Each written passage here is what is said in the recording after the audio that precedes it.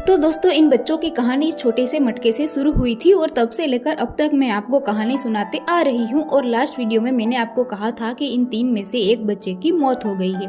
उसके बाद कुछ दोस्तों ने चिंता जताते हुए ये कहा कि इसमें गलती पूरी आपकी है, आपने इसमें बाहर निकलने ही क्यों दिया। तो दोस्तों हम जानबूझकर तो कभी ऐसा करेंगे नहीं। और जो दोस्त लोग इस कहानी से पहले से जुड़े हुए हैं उनको पता है कि इनको बड़ा करने में इनकी माँ से ज्यादा हमारा हाथ रहा है। तो इन बच्चों के साथ हमारा एक अलग ही जुड़ाव है, ये हमारे बच्चों की तरह है। ऐसे में हम कभी नहीं चाहेंगे कि इन पे कोई भी खतरा आए।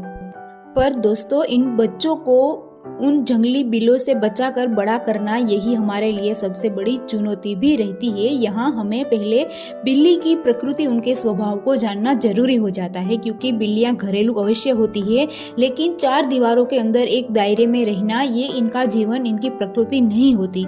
ये साथ में मांसाहारी कैटेगरी में भी आती है, इसलिए बाहर की दुनिया में टहलना, अपना शिकार खोजना, भोजन खुद खोजना ये इनकी प्रकृति होती है। ये दिन में न जाने कितने सारे तूफानों का सामना करती है। ये बिल्ली जब घर से निकलती है तो उनको नहीं पता होता कि वो वापस घर सेफली लौटेगी या नहीं।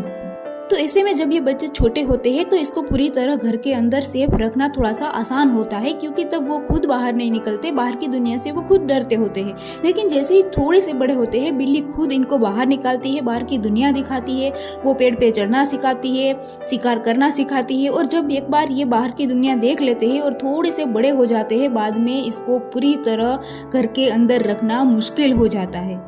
और दोस्तों हम कोई बंद अपार्टमेंट या एक सोसाइटी में नहीं रहते, हमारे घर खुले खेतों के बीच में होते हैं। ऐसे में हमारा पूरा काम भी ज्यादातर घर के बाहर का ही होता है। ऐसे में जब हम बाहर होते हैं तो ये अंदर किसी भी हाल में रहना पसंद नहीं करते। ये दरवाजे या खिड़की के पास लगातार बैठ के चिल्लाते रहते हैं, इसी उम्मीद में कि कोई दरवाजा खोले, खिड़की खोले और हमें बाहर निकाले। और कभी कभी इनके लिए बहुत बुरा भी लगता है कि यार ये जीवन में एक आज़ादी चाहते हैं और हम इनको कैद में रख रहे हैं। इसीलिए हम इनको बाहर तभी निकालते हैं जब हम आसपास होते हैं, ताकि हमारी इन पे नज़र बनी रहे।